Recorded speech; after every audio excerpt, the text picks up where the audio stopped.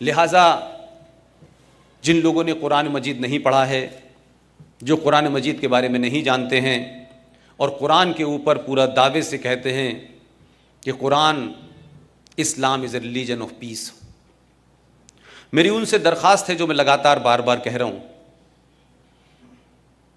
कि student Islamic movement नाम का एक संगठन बना था अलीगढ़ में जब मैं पढ़ता था। उन लोगों ने एक काम बहुत अच्छा किया है, कुरान शरीफ दुनिया की हर लैंग्वेज में मौजूद है, भारत की हर लैंग्वेज में मौजूद है। उन्होंने इतनी आसानी की आपके लिए, तब भी आपने नहीं पढ़ा। और क्योंकि आप उनके लिटरेचर को नहीं जानते हैं, कुरान को नहीं जानते हैं, अजान को नहीं जानते हैं, शरिया को नहीं जानते हैं, हदीस को नहीं जानते हैं, लिहाजा आप उनसे आर्गुमेंट नहीं कर पाते हैं। वो जो कुछ बता देते हैं आपको, आप उसी पे चलते रहते हैं। और एक दिन जब कश्मीर बन जाता है, जब मालदा बन जाता है, तब आपको लगता है कि अरे ये क्या हो गया, लेकिन तब तक बहुत देर हो जाती है। मेरी आप सब लोगों से ज़ाती दरख्वास्त है कि आप कुरान मजीद को थोड़ा सा पढ़ लें, थोड़ा सा पढ़ लें, तो ये जो गंगा जमुना तहजीब, भाईचारा, हिंदू मुस्लिम सिख ईसाई, ये आपके दिमाग से बिल्कुल क्लियर हो जाएगा कि 1400 साल पहले, क्योंकि आजकल एक बड़ी बहस छिड़ी हुई है कि नाथूराम गॉडसे ने गांधी जी को मारा, कुछ लोग उसे आतंकवादी बता रहे हैं, लेकिन मैं तो लगातार कई जगह पूछ चुका कि सन 1947 में अगर नाथूराम गॉडसे ने गांधी जी को मारा था, तो जो उस वक्त का कानून था उसकी उसको सजा मिली। उसके मारने को तो किसी ने जस्टिफाई नहीं ठहराया कि नहीं साहब नाथूराम गॉडसे ने कोई महान कार्य किया है। लेकिन एक जवाब नहीं कोई दे रहा कि इस देश का सबसे पहला मुसलमान आतंकवादी कौन था। यह भी लोगों को बताना चाहिए। और गॉडसे ने क्या धर्म से प्रेरित होकर मारा था? उसमें कोई धर्म नाम की चीज थी क्या? यह कहते हुए मारा था कि मैं हिंदू हूं इसलिए इनकी हत्या कर रहा हूं? उसकी अपनी कोई सोच हो सकती है, उसका अपना कन्विक्शन हो सकता है। गलत है सही है यह एक अलग विषय है। गांधी जी के हजारों कामों के ऊपर सवाल उठ सकते हैं, डिबेट हो सकती है, यह ठीक किया गांधी जी ने, यह गलत किया। लेकिन यह कोई नहीं कह रहा कि वो भारत के राष्ट्रपिता नहीं है। ये राष्ट्रपिता कब बने, कब रेजोल्यूशन पास हुआ कि वो हमारे पिताजी हैं, ये हमें बताया नहीं गया। भाई हमें पता तो चल जाता कि हमारे पिताजी ये हैं। वो कब कौन सा रेजोल्यूशन पास हुआ और देश में कहां पे ये इतना बड़ा माहौल बना कि देश के सारे लोग उनको राष्ट्रपिता बनाना चाहते हैं। क्योंकि हमको ये भी पता है कि एक जमाने कांग्रेस पार्टी के एक अध्यक्ष हुआ करते डी के बरुआ, उन्होंने भी बड़ा स्टेटमेंट दिया था कि Indira is India, India is Indira. लेकिन मैं कहता हूं कि गांधी जी के हत्यारे के बारे में जब भी बात होती है तो ये देश अपोलोजिस्टिक क्यों हो जाता है? चर्चा होनी चाहिए उसके ऊपर। और ये कौन लोग कर रहे हैं? जो उसामा जी कहते हैं, हफीज सईद साहब कहते हैं, वो कह रहे हैं कि गॉडसे आतंकवादी था। गॉडसे ने गांधी जी को क्यों मारा, इस पे बहस क्यों नहीं होनी चाहिए? उसका परिणाम कुछ भी निकले, मैं ये नहीं कह रहा कि वो सही किया गलत किया, लेकिन इस पे बात क्यों नहीं हो सकती? दिल्ली यूनिवर्सिटी के बीए पास के कोर्स के अंदर अगर यह पढ़ाया जा सकता है कि रावण की छींक से सीता पैदा हुई,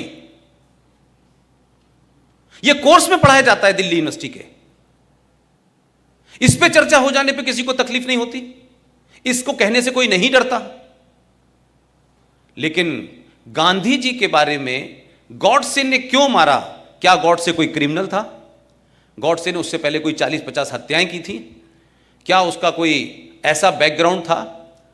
तो इस पे चर्चा क्यों नहीं होती भाई? और अगर गॉडसे ने जिस भी कन्विक्शन के तहत मारा गया, लेकिन किसी भी कानून के तहत किसी भी हत्या को जस्टिफाई नहीं ठहराया जा सकता। अब तो सुप्रीम कोर्ट भी ने ये कह दिया है कि अगर आपको अपनी जान का खतरा हो तो सेल्फ डिफेंस में आप मार सकते हैं, ये क्राइम खत्म कर दिया है। लेकिन एक बात को थोड़ी देर के लिए दूसरे पर्सपेक्टिव में समझें। एक नेता ने अपने देश को भरोसा दिलाया और पूरी ताकत से कहा कि पाकिस्तान अगर बना तो मेरी लाश पे बनेगा।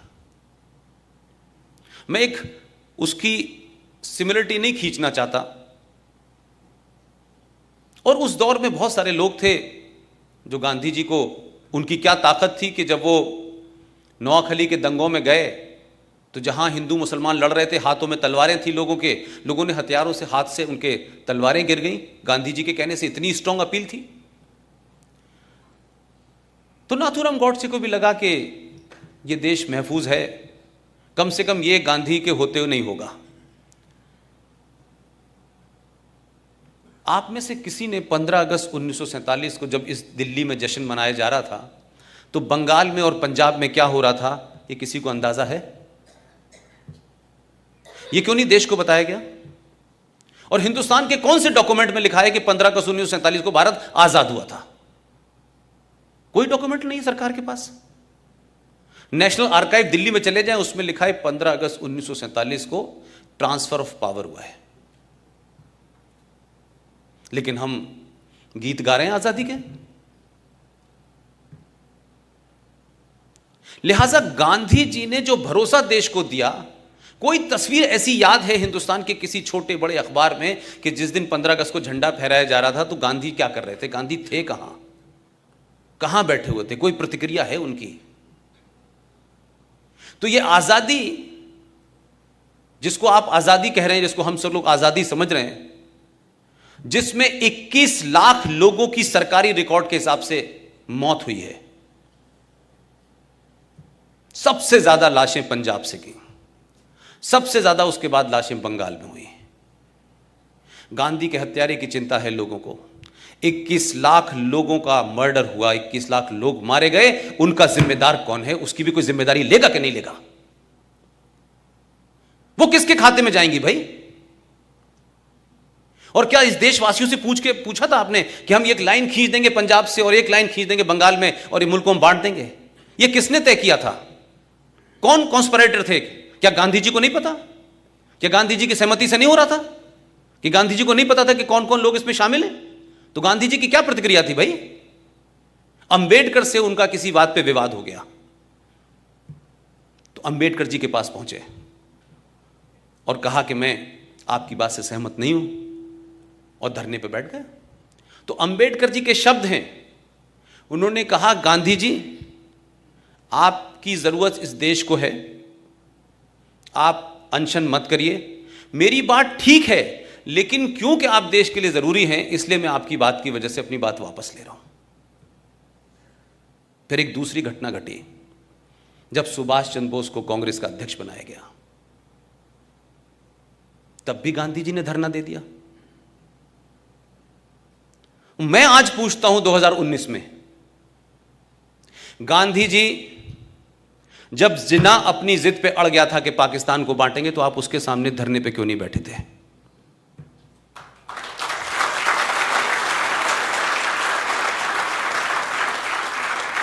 आप धरना देते, कुछ भी करते, ये देश नहीं बंटने देते ना। मैंने कोई एपिसोड नहीं देखा गांधी जी ने जिन्ना से बात की हो कि देश मत बांटो। तो जो आपने रवैया अंबेडकर के साथ किया, सुभाष के साथ किया, वो जिन्ना के सामने क्यों नहीं किया आपने? आप ऐसे अमरण अनशन पे क्यों नहीं बैठे कि नेहरू के ऊपर भी दबाव बन जाता? आपने तो उस कॉन्स्पिरेसी में शामिल हुए आप कि जिस जवाहरलाल नेहरू को 14 में से एक भी वोट नहीं मिला था, फिर भी आपने अपने हाई मॉरल ग्राउंड को स्टार्ट किया और कहा पटेल से, क्या कहते कि नेहरू की हार मेरी हार है, और पटेल जी ने कुर्सी छोड़ दी। तो पहली ईवीएम हैकिंग तो आपने तब कर ली थी और ओपनली किया आपने।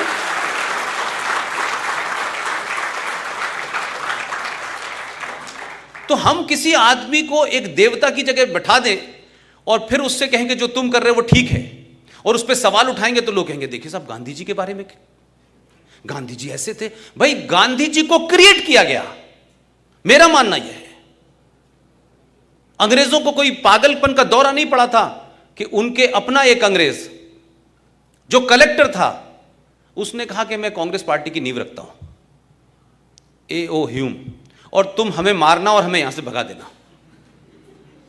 इतनी सहमति तो मैंने कहीं नहीं देखी आज तक।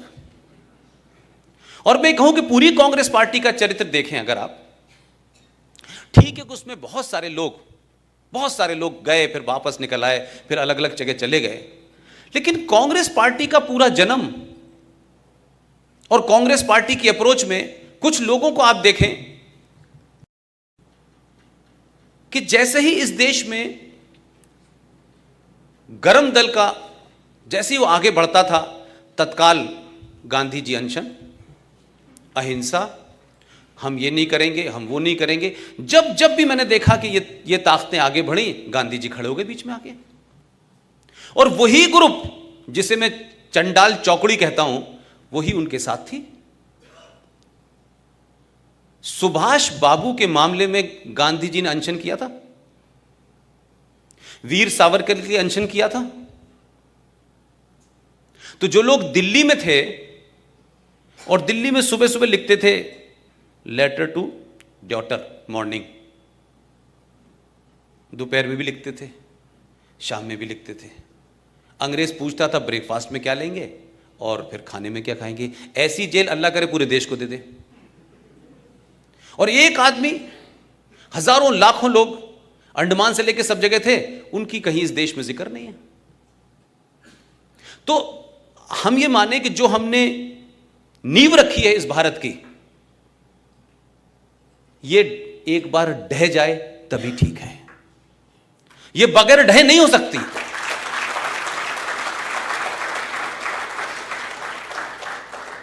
हमने ये देश इसलिए आजाद नहीं कराया था कि नेहरू जी प्रधानमंत्री बन जाएं 16 साल, और उनकी ताजपोशी जब मुमकिन होती है, जब इस देश के एक आदमी को, आज के रिकॉर्ड में अगर कहूं तो 1945 में उस आदमी को अंग्रेजों से मिलकर नहीं हटाया गया। क्या सुभाष चंद्र बोस 1945 में गायब हुए, उसमें नेहरू जी के अलावा दूसरी फोर्सेस नहीं थी? और ये बात मैं इसलिए कहता हूं कि अब से 6 महीने पहले जो हम लोगों की पिछले 4 साल से लड़ाई चल रही थी, वो पूरे तौर पे समाप्त हो गई। आप सबको पता होगा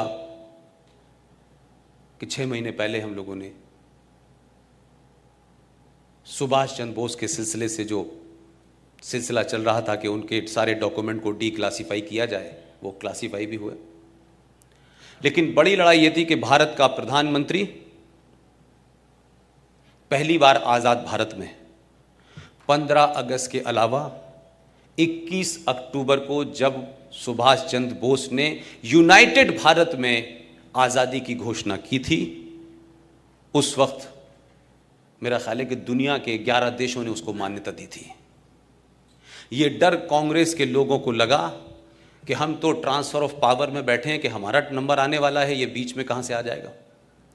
तो क्या कॉन्स्पिरेसी हुई कि 43 से 45 तक सुभाष गायब हो गए, और अभी 6 महीने पहले जब भारत के प्रधानमंत्री 21 अक्टूबर को भारत के लाल किले पे 15 अगस्त के अलावा दोबारा गए और झंडा फहराया।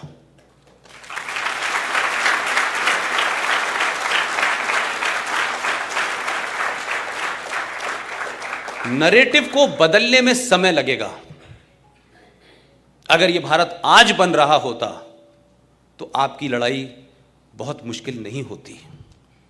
समस्या यह है कि हमारे घर में हमारे ही बच्चे, हमारे ही जनरेशन के लोग पिछले 70 साल से जो उनको इंजेक्ट किया गया है इतिहास के नाम पे, उनके अंदर से उसको हटा करके उसको गलत साबित करके जो सही बात है वहां तक पहुंचने में एक लंबा समय लगेगा। इसलिए ये लड़ाई ज्यादा लंबी है।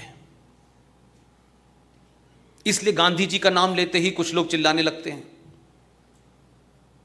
इसलिए जैसे ही वीर सावरकर का नाम आता है वो गद्दार था। आपने खुद ही नैरेटिव गढ़ दिया है कि वीर सावरकर ने गद्दारी की और चिट्ठी लिखी, लेकिन वही लोग देश के ये नहीं बताते कि 1980 में मैडम इंदिरा गांधी ने जो सावरकर के परिवार को चिट्ठी लिखी है वो एक किताब है, उसमें पब्लिश हुई है। उसमें उन्होंने कहा है कि सावरकर भारत की धरती का वो सपूत है जिसने भारत की आजादी में बहुत बड़ा रोल प्ले किया है। उसके वारिस कह रहे हैं, उसके परिवार के लोग कह रहे हैं, और उसकी पार्टी ये कह रही है कि सावरकर ने तो माफी मांगी थी। अब एक नैरेटिव बन गया है तो उस नैरेटिव को हटाने में समय लग रहा है।